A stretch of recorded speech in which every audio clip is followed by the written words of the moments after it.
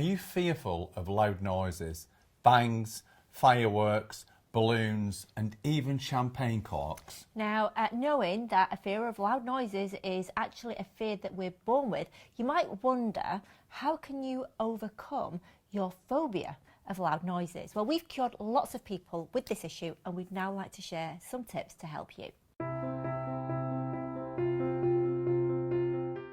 Whilst Eva said that this is a fear that you're born with, essentially it's accepted that we're born with two fears, the fear of falling and the fear of loud noises. However, in our experience, it's not a fear, it's more of an awareness. But one thing for sure is that no one is born with a phobia.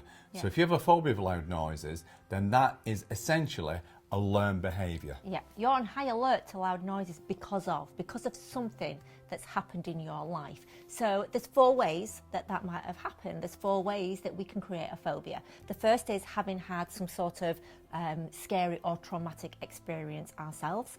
The second is that we actually copy behaviour. So you might see that somebody else is behaving in a particular way, and as a child you copy their behaviour, often a parent, for example.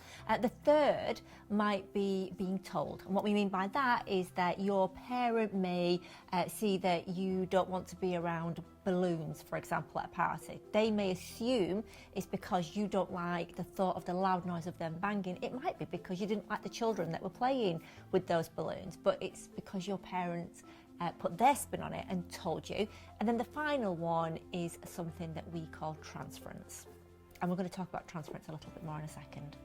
The most common cause of having a phobia to loud noises, children's party.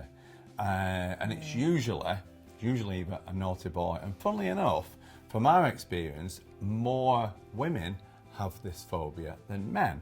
And that's because it's the naughty boys running around in a party and in playing with the balloons, pop one. And out of the blue, there's a loud noise which is frightening, and someone will end up crying. It might not even have been you, but you hear someone crying because of that, and you create the learning that loud noises cause tears, and therefore that causes the schema, which creates the fear of loud noises. Yeah, so talking about transference, another very common cause of fear of loud noises is actually PTSD, or having suffered a significant trauma. And a personal example of that is that we have helped numerous people who have been involved in terror attacks where a bomb has gone off. Understandably, they then become sort of hyper vigilant and hyper aware of loud noises because they're trying to protect themselves. They've transferred that fear that they felt in that moment to anything that creates a loud noise. Now, that is a transference, and what we have always said to people who have been in that situation is to consider what actually that loud noise meant. And invariably, actually, when a bomb goes off and we hear a loud bang, that actually is a great warning system. So it's actually a positive, because it means that we can get away from the danger. We can hear it and know to go in the opposite direction. A lot of soldiers actually come back from being on tours, and they have issues with loud noises because gunfire to them equals danger. Yeah. But let's look how we can get over this. And the way to get over your fear of loud noises is to change perception. Eva's already alluded to the first part of that, which is that ultimately a noise can be safety. Yeah. Because if you hear a noise, let's take noises, a fire alarm. It's there to let you know that there's potentially a problem. A siren on an ambulance or a fire engine is there to let you know that there's potentially a problem.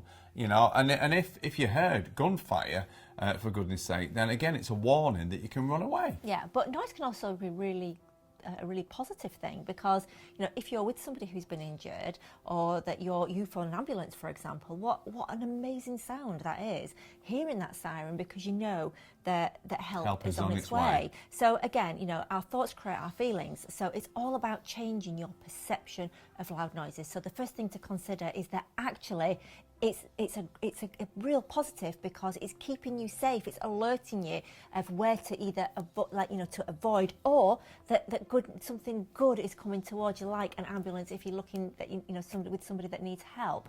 The second thing to consider is that if your phobia started because you were at a party when you were a child, because there were some boys or children popping balloons on purpose because they found it fun, but obviously you weren't expecting it and maybe didn't understand it, and that made you fearful. What I'd like you to consider, and this might sound a bit strange, but that actually, what came off worse in that scenario? Who was the real victim?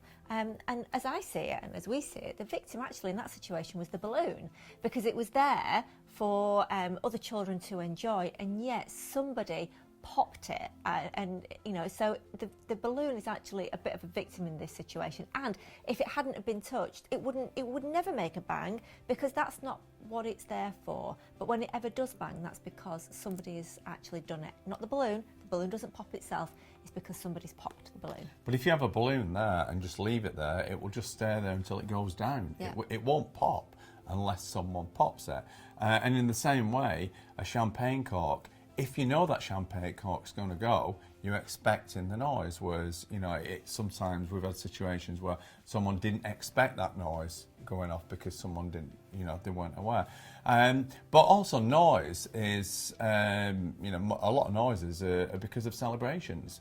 If you go and see, a concert, or you go and see anyone, you applaud. We all applaud. I mean, that's a very loud noise. Yeah. And we join in with that. So consider that as well. And fireworks are usually as a result of celebrations. Yeah. Another thing we'd like you to consider is your positive intent on keeping this phobia. What is your positive intent of keeping away from noise? And because that will usually give you a more accurate understanding of the starting point of your phobia, and how perhaps actually it's no longer relevant. And so consider what your positive intent is. Does it still apply? And is it true? Is it real in the world? Or is it real just to you because you misunderstood a situation from the past that actually wasn't even, if we're using a balloon as an example, wasn't the balloon's fault? So that's something to consider as well. But ultimately, noises keep us safe. We hear things and we can then see things and we can be aware. Without noises, we'd be in a lot of trouble. Yeah. So we hope that, like us, that you can actually see the benefit of loud noises. Don't forget, we are born with this awareness of not being overly keen or being aware of loud noises. But the reason we have that is because noise is protection. Noise tells us if there's a danger. Noise tells us if our good Samaritan's on its way. Noise tells us that there's something to celebrate. But what noise isn't, it's not interested in you.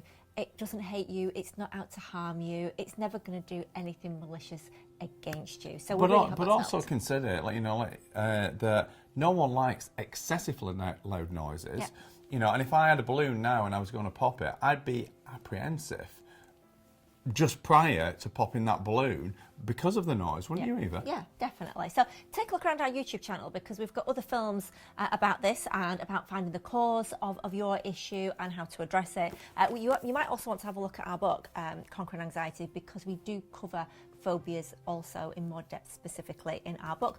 Or take a listen to our podcast, Making the Change, where we share an abundance of tips and techniques as well. Really hope that our little film has helped.